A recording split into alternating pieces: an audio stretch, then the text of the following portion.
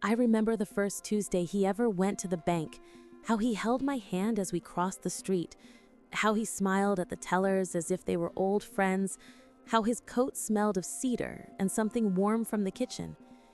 Every Tuesday, he left before the sun fully woke, and I stayed behind, watching him disappear into the morning fog, the way he did every Tuesday for years. I never questioned it. I never doubted it. It became part of the rhythm of our lives, like the ticking of the clock or the creak of the stairs or the soft hum of the refrigerator. I would see him through the window sometimes, waving at the neighbor or stopping to adjust his scarf. I never knew why. I never asked. The bank had always seemed like a distant place to me, somewhere adults went to make numbers dance and papers shuffle. He went without fail, 38 years. 38 years of Tuesdays that shaped the cadence of our marriage. The days rolled by unnoticed. At first, the routine felt comforting. It was simple. It was predictable. It was him. I learned the way he smiled when he spoke to the bank teller, how he carried his wallet, how he patted the briefcase, and how the sun hit his hair at that exact angle on that exact street corner. I learned to anticipate the little rituals that made him him. I learned that some love is in the quiet gestures, in the mundane repetition, in the trust you placed in the ordinary. I didn't notice the weight of the routine until it was gone. The Tuesdays blurred into months, the months blurred into years. He never missed a week, except once when he had a fever, and I stayed home with him, and he insisted I let him rest while I made him tea and tucked him into the bed. He whispered that the bank would wait for him, that some things had to be done in their own time, that patience was a virtue. He always believed in timing. I watched him walk out the door that morning, thinking it was just another Tuesday, not realizing it was one of the last times I would see him in that familiar stride, the way he adjusted his hat with his fingers, like he knew some secret that I would never understand. He went 38 years faithfully, every Tuesday, like clockwork, without fail, with a purpose I could never guess. He carried himself with quiet dignity. He never complained about the lines or the paperwork. He never grumbled about the long hours in the waiting room. He treated the clerks like humans with stories of their own, and he spoke in that gentle voice that made everyone feel seen. It was just another Tuesday. The birds were singing outside the window, the sky was awash blue, and I waved as he left, like I always did, imagining he was carrying a little piece of our life into that bank. It was a ritual for him, a sacred space. For some reason, I would never know. I went about my day, doing the dishes, making lunch, washing the sheets, and listening for the sound of his car coming home at exactly 3:34 in the afternoon. The days felt full and empty at the same time. The sun would set, and I would sit in the living room with the clock ticking on the wall and imagine what he was doing at that exact moment, what papers he was holding, what numbers he was scribbling, what small victories he was celebrating quietly, alone. He never spoke much about it when I asked. He just smiled and said it was for our future, and I trusted him. I didn't need to understand everything. I just needed to know he was out there keeping a promise he had made to himself, to us, to the world, that he carried a life inside him that was quietly tending to our future. And I marveled at it now, looking back at all those Tuesdays and thinking about the patience, the dedication, the quiet love that never needed to speak. It was in the leaving and the coming back, the in-between spaces of our life, the little rituals that make a marriage, a life, a memory. I never understood it fully until it was gone. And now, as I sit in the silence of the house, waiting for footsteps that will never come, I feel the weight of those Tuesdays, the love embedded in the mundane, the devotion hidden in the ordinary. And I wonder about all the things he kept hidden, about all the quiet acts of love that built a life without fanfare, without notice, just the slow, steady heartbeat of 38 years of Tuesdays carried faithfully by a man who never missed a week, who never faltered, who never questioned the worth of his journey until the very end. And I sit here imagining him walking down that street one last time, imagining the smell of his coat, the crisp air, the sunlight catching his hair as he walked past the old oak tree down the street.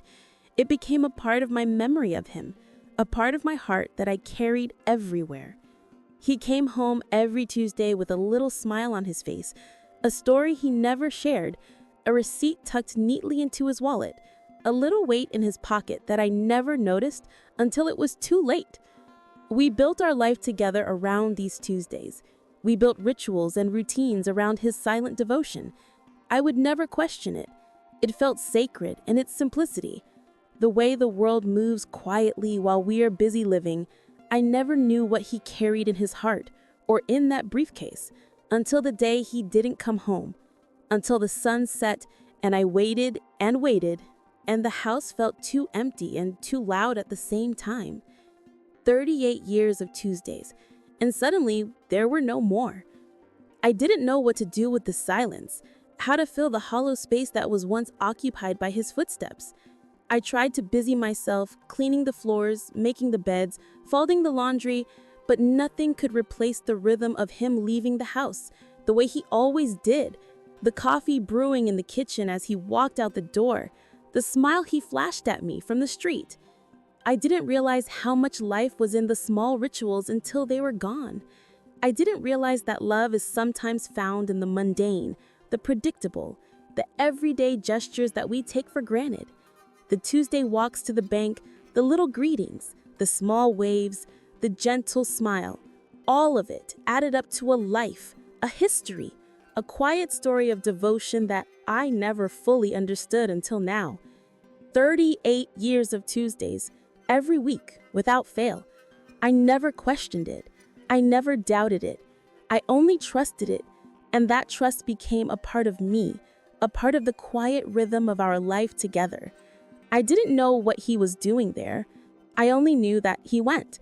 I didn't need to know the why, only the fact that he was faithful to a promise he had made to himself, to us, to the world, that he carried a life inside him that was quietly tending to our future, and I marveled at it now, looking back at all those Tuesdays and thinking about the patience, the dedication, the quiet love that never needed to speak. It was in the leaving and the coming back, the in-between spaces of our life, the little rituals that make a marriage, a life, a memory. I never understood it fully until it was gone. And now, as I sit in the silence of the house, waiting for footsteps that will never come, I feel the weight of those Tuesdays, the love embedded in the mundane, the devotion hidden in the ordinary. And I wonder about all the things he kept hidden, about all the quiet acts of love that built a life without fanfare, without notice, just the slow, steady heartbeat of 38 years of Tuesdays, carried faithfully by a man who never missed a week, who never faltered, who never questioned the worth of his journey until the very end. And I sit here imagining him walking down that street one last time, imagining the smell of his coat, the crisp air, the sunlight catching his hair as he walked past the old oak tree down the street, and I realize that the most profound love is often quiet, unnoticed. It is in the small gestures, the routines, the acts of faith that seem insignificant until they are all that remain when the person is gone. And I remember every Tuesday, every small smile, every step, every wave, every act of quiet devotion, and I understand that the bank was never just a bank. It was part of the story of us, part of the quiet ritual of love that defined our life together. And I never knew it until the silence made it loud enough for me to hear. And in that silence, I waited for him, still trusting, still believing, still loving, through the echo of 38 years of Tuesdays that shaped a life and shaped me. The day he didn't return was the day the house changed its shape. The walls seemed taller, the air heavier, the windows brighter and darker at the same time. I remember standing by the door in my slippers, staring at the empty street, wondering if maybe he had stopped to help someone. Maybe the bus was late. Maybe he'd forgotten something. I didn't know how to worry, because worry had never been part of our Tuesdays. We trusted the rhythm, the routine, the devotion. I called his name out loud, but it bounced back to me empty. The silence was loud and strange, and it made me feel small. I walked to the kitchen and made tea, not because I was thirsty, but because I needed to do something. I sat by the window, staring at the street, imagining the sound of his shoes against the pavement, imagining him smiling at some teller, imagining him holding the papers in his hand with that careful attention he always gave. I tried to remember everything about him, every detail, every gesture, every small habit. 38 years of Tuesdays flashed through my mind like a movie playing in fast forward and slow motion at the same time. I remember how he would hum softly on the walk back, how he would pat his pockets, checking if he had everything, how he would wave at me from across the street. I realized I had never truly appreciated how much of him was in those walks, how much of his soul was stitched into that ritual, how much love was hidden in the ordinary, in the mundane. I tried the bank, I called the neighbors, I even walked down the street to the corner he always turned. I hoped to see him coming around it, hoping for that familiar stride that never came. The days that followed felt unreal. I moved through them like a ghost, cleaning, cooking, folding laundry, but my hands were not really mine, my heart not really beating in rhythm with my life. I went through his things, trying to find clues to understand why he had stopped, why he had vanished. The letters, the receipts, the briefcase, all seemed ordinary at first, until I noticed how precise everything was, how meticulous, how every note, every pen mark, every folded paper spoke of a life carefully tended and guarded. And I realized he had been preparing something all along, something I had never guessed, something hidden in plain sight. 38 years of Tuesdays, and he never said a word about what he was doing all those mornings when I stayed behind, drinking coffee and waiting for his return. All those times I thought it was just a routine, just a habit. It had meaning deeper than I could have imagined. I remember the day I finally opened the safe.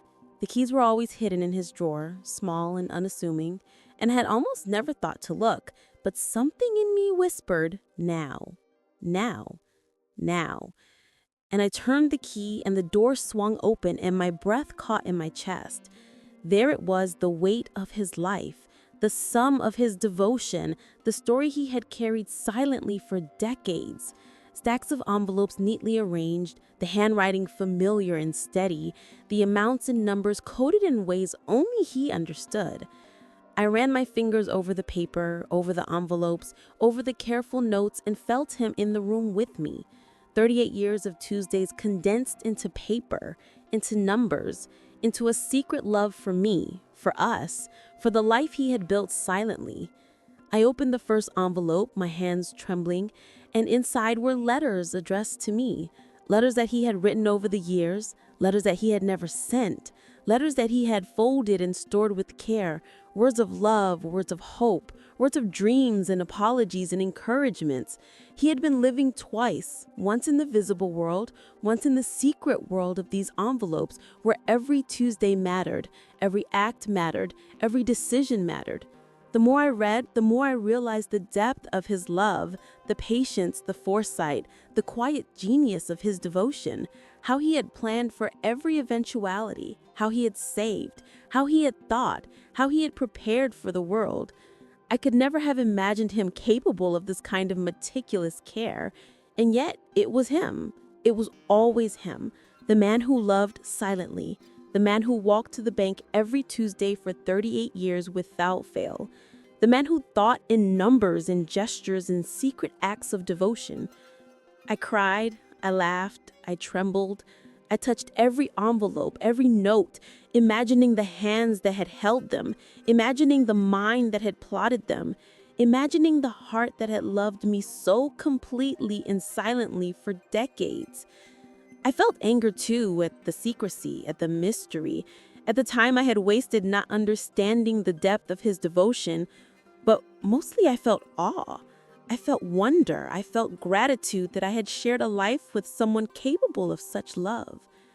38 years of Tuesdays, and he had given me a treasure that no one else could see, a private history, a secret language of love that only I could now understand. I spent hours reading each note, imagining the Tuesday walks, imagining the smiles, imagining the silent thoughts he had while I drank coffee in the kitchen, imagining how he had planned our life with care and precision. I realized he had been building a legacy, not of money, not of fame, not of recognition, but of love.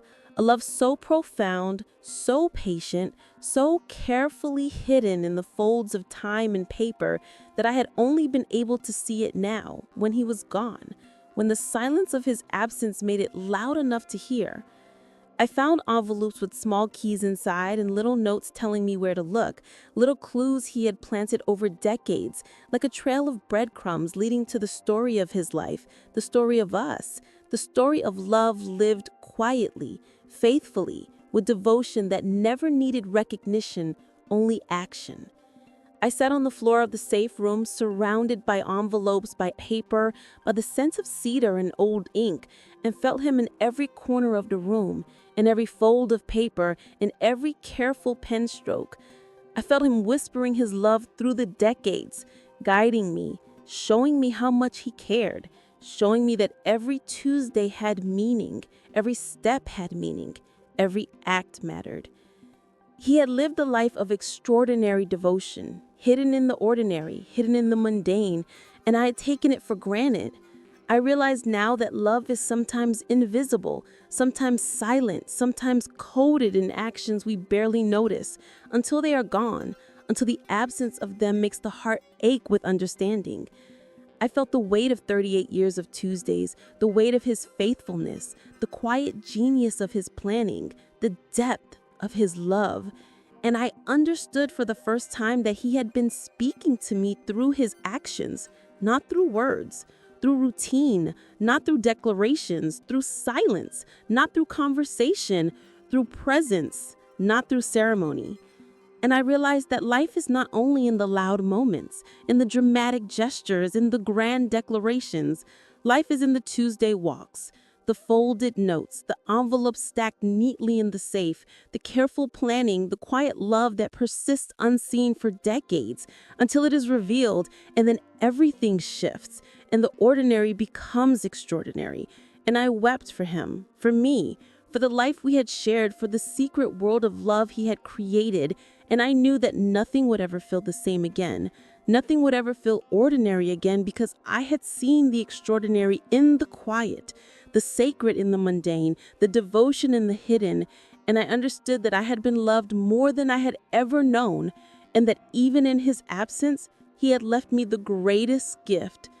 38 years of Tuesdays and the love hidden in plain sight, waiting for me to find it, waiting for me to understand it, waiting for me to feel it fully. And I did. I sat there on the floor of the safe room, surrounded by decades of his Tuesdays, surrounded by envelopes and letters and secrets. I realized that the story was not just in the numbers, it was in the choices, the care, the planning.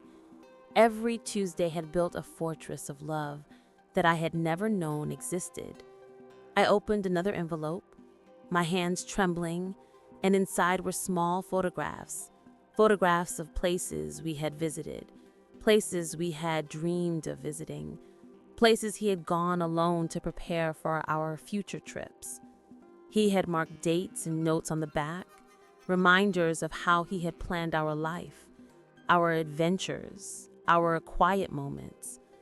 38 years of Tuesdays had not only been about money or papers or the bank. They had been about creating a world for us, a safe world, a thoughtful world, a world built with patience and love. He had been living in two dimensions, one visible and one hidden, one ordinary and one extraordinary, one known and one secret. He had carried this weight silently, every Tuesday, without fail, without complaint, without fanfare. He had trusted in the quiet work, in the slow accumulation of effort, in the invisible acts of love. And I realized that I had underestimated the depth of him, of his heart, of his mind, of his devotion. I felt my chest tighten as I held the photographs, imagining him at the bank, imagining him walking through the streets, imagining the quiet smile that never failed him, the meticulous care in every step, the discipline in every act. He had built a legacy without words, without speeches, without recognition, a legacy of care, of thoughtfulness, of love that I had only discovered in the silence of his absence. And I wept for him, for the years I had spent unaware, for the quiet brilliance of his mind, for the profound patience of his heart. I continued opening envelopes, each one revealing a piece of his soul, a fragment of the life he had lived silently. And I saw in them the blueprint of a love so careful, so deliberate, so astonishing, that it made my heart ache with awe. He had planned everything from the small details, the precise timing of his visits, the careful saving, the notes, the reminders, the letters, the little clues he had left scattered across the years, as if he had known the day would come when I would need to find him in his absence. And now, here I was, finding him, in paper, in ink, in the careful folds of decades of devotion. I discovered a letter addressed to me with no date, no signature, only the words, "I have loved you in silence. Every Tuesday has been for us. Every step has been for you. Every act has been for the life we have built together." And I understood that the bank had been his canvas, the Tuesdays his brush, the quiet precision his medium. He had created a masterpiece of love over 38 years, with patience and fidelity and faith. And I realized that I had been blind to it all this time. I found another envelope, filled with receipts and calculations, but hidden among them were small notes detailing dreams, investments, plans, letters to future me, letters that instructed me how to continue living, how to carry on, how to honor his love, how to see the beauty in the ordinary, how to live the quiet, extraordinary life he had envisioned for us. I felt overwhelmed by the magnitude of it, by the genius of the devotion, by the silent poetry of his life. I saw in each Tuesday the invisible threads he had woven, connecting us, connecting time, connecting hope, connecting love. It was not about the bank. It was about the trust, about the life he had quietly curated, about the love that could not be measured in words or gestures, but only in consistency, in care, in invisible acts of devotion. And I felt gratitude. I felt awe. I felt a deep, aching wonder at the man who had loved me so completely and so silently that it had taken his death to reveal the depths of him. I spent hours piecing together the story of his life, the meaning behind every Tuesday, the logic behind every envelope, the rhythm behind every note, the intention behind every photograph. I began to understand that he had lived with purpose, that every Tuesday had been deliberate, that every action had been an act of love that had quietly built a world for us. And I realized that the greatest gifts are often hidden, that love is often quiet, that devotion is often invisible, until it is revealed in moments like this, in the quiet of absence, in the revelation of the carefully hidden, in the acknowledgement of the patience, the foresight, the genius of silent love. I found one last envelope, the largest, the heaviest. I opened it with trembling hands, and inside were papers detailing his will, his savings, his investments, every careful plan for our life after him, for my life, for our home, for the legacy he had built silently over 38 years of Tuesdays. I realized that he had not only loved me, he had protected me. He had cared for me. He had given me the ultimate gift, the knowledge that I would be safe, that I would be loved, that the quiet devotion of decades would continue to shield me from the uncertainties of life. And I wept uncontrollably. I felt him there in the room. In every note, in every photograph, in every envelope, in every careful plan, every secret act, every hidden letter, every Tuesday he had walked to the bank. And I understood the magnitude of his love, the depth of his foresight, the artistry of his devotion. And I knew that I could never repay it fully, only honor it, only continue it, only live in the awareness of it, only breathe in the presence of it. And I sat there until the sun dipped below the horizon, until the room was bathed in soft twilight, until the shadows became long and deep, and I felt a peace settle in my heart, a peace that he had given me, a gift beyond measure, a life beyond ordinary, a love beyond comprehension, a legacy beyond words. 38 years of Tuesdays, and the man I loved had painted a life with quiet hands, with patient heart, with invisible brushstrokes that now I could see in the silence, in the envelopes, in the notes, in the letters, in the photographs, in the weight of his life. And I whispered thank you to him in the emptiness of the room, in the echo of the years, in the shadows of the safe. And I knew that his love would follow me forever, that the Tuesdays would follow me forever, that the quiet devotion of a lifetime would live in my heart forever. And I understood finally, fully, that love is not always spoken. It is lived. It is acted. It is hidden. It is constant. It is faithful. It is patient. It is eternal. And I closed the safe gently with my hands trembling and my heart full. And I felt him smiling at me, smiling at us, smiling at the life he had quietly built. 38 years of Tuesdays, 38 years of devotion, 38 years of love.